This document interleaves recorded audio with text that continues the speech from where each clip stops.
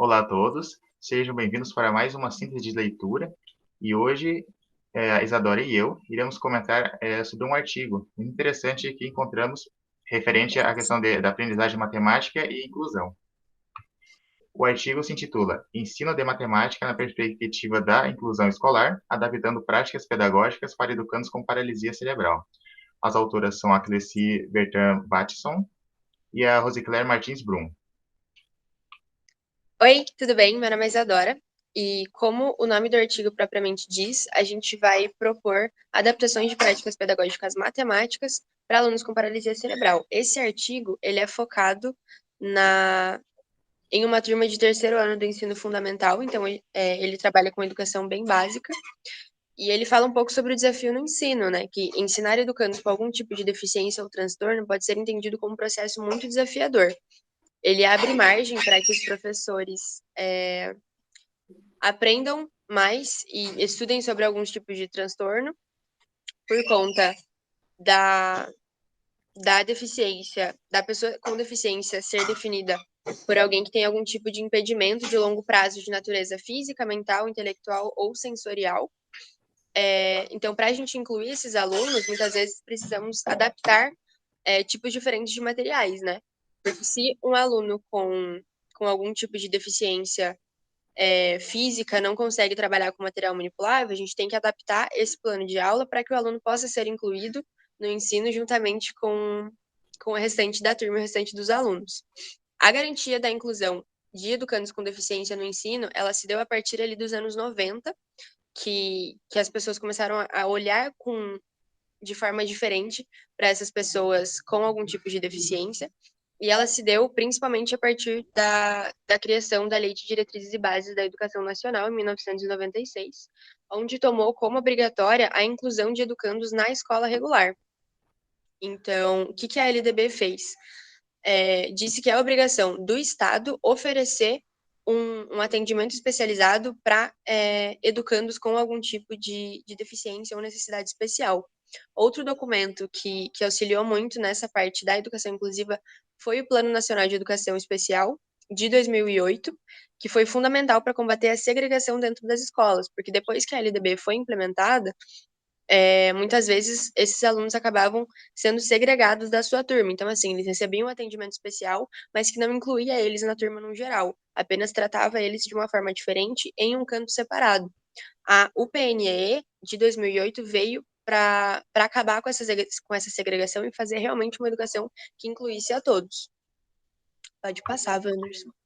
Na questão da aprendizagem matemática, nessa questão de inclusão, sempre preciso, claramente, tentar buscar adaptar materiais, adaptar questões para que todos possam usufruir, né, corretamente, para que todos tenham uma boa aprendizagem, não que tenha essa questão de discriminação com a pessoa com deficiência. E por isso é preciso ter esse pensar novamente para que a pessoa consiga identificar corretamente como aprender melhor e conseguir transmitir esse conhecimento para as pessoas com deficiência.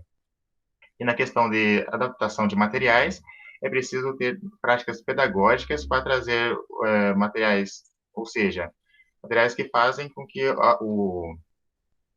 o aluno, né, com deficiência consiga aprender realmente, não que ele seja ali, ele seja está ali para reforçar corretamente todos os conceitos aprendidos, né, para que todos consigam aprender corretamente e assim, no caso, principalmente da questão da matemática, né, porque abrange questões mais de raciocínio, atenção, e ter uma adaptação de materiais é essencial.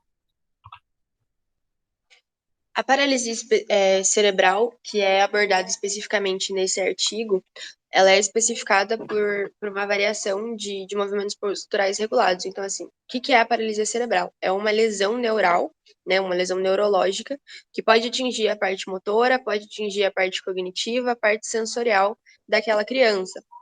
É uma lesão que ela não progride ao longo da vida. Então, assim, você tem aquela lesão, aquele tipo de dificuldade, e isso vai te acompanhar neste grau pro resto da sua vida. Então, ela não vai progredir, ela vai se manter estável, mas vai acompanhar a pessoa pro resto da vida, entendeu? Não existe uma cura para paralisia cerebral. É um estado, né? Uma forma de ser. E E a aprendizagem da criança com paralisia cerebral é algo muito específico, porque você não tem como generalizar as pessoas com paralisia. Pode, existem pessoas com grau mais baixo dessa lesão que tem afetado a parte motora, então ela consegue mexer com materiais manipuláveis, ela consegue andar sozinha, assim como existem graus onde a pessoa não consegue fazer absolutamente nada sozinha, ela tem movimentos mínimos. Ou ela pode ser até tetraplégica e não conseguir fazer nenhum movimento do pescoço para baixo. Então, ao lidar com uma criança com paralisia cerebral e ensinar e ser professor de alguém com paralisia, você tem que conhecer muito bem aquele aluno, conhecer as limitações dele, conhecer as potencialidades. Na hora de você ensinar um aluno com paralisia, você tem que sempre focar nas potencialidades daquele aluno. Tipo, ele não consegue mexer com materiais manipuláveis. Beleza, mas ele consegue desenvolver melhor uma parte mais imaginária da coisa. Ele fala melhor do que ele se move. Então, você vai focar na fala, você vai pensar em trabalhos de forma oral, não tem que escrever, muitos alunos não conseguem escrever. Então, você vai sempre focar na potencialidade daquele aluno e adaptar o seu planejamento, o planejamento de aula, para incluir aquele aluno junto da turma. Então, assim, ao invés de você trabalhar com material manipulável com toda a turma, se o aluno não consegue, você pode mudar, né, fazer uma adaptação e trabalhar com esse material de uma forma oral, de uma forma que ele consiga participar, arranjar um espaço para aquele aluno, para que ele se sinta confortável dentro de sala de aula e se sinta incluído junto com outros alunos, né? Pode passar.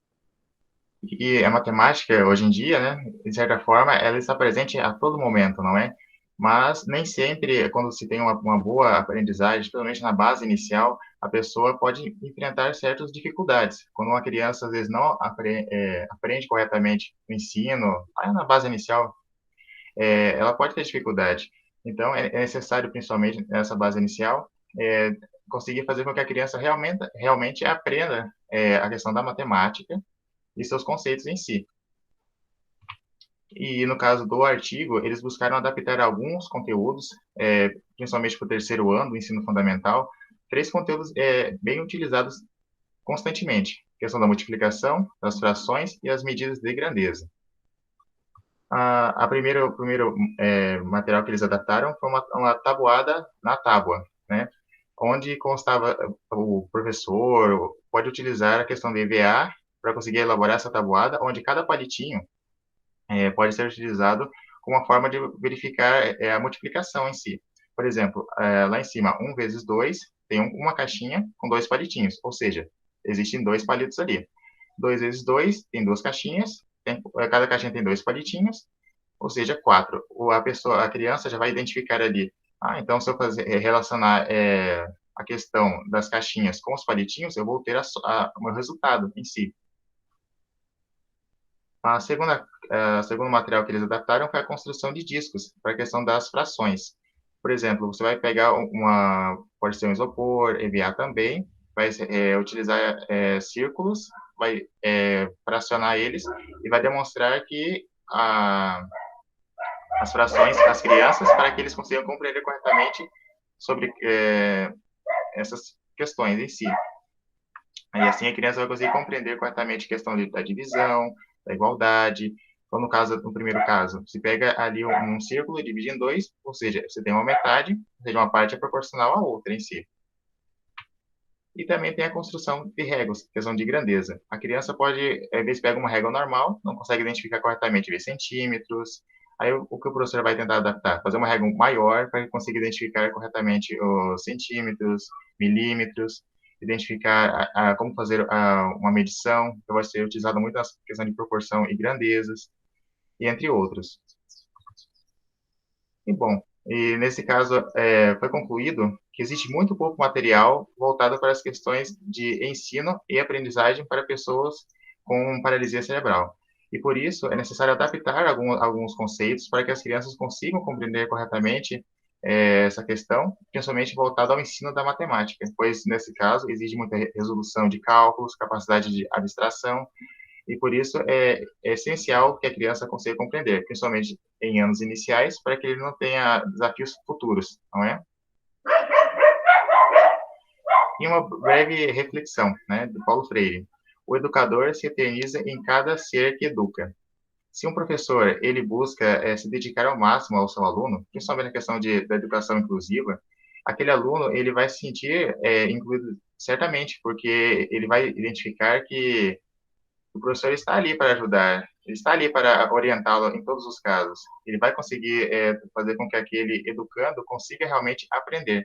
E no campo da matemática, como comentado, é essencial, principalmente adaptar certos materiais para que a criança consiga identificar todos os conceitos, os conteúdos, e assim consiga levar para a vida. Aqui temos a referência do artigo que foi utilizado. Espero que vocês tenham absorvido um pouco de conhecimento, que vocês tenham compreendido corretamente essa questão do artigo, e até uma próxima. Tchau, galera. Valeu.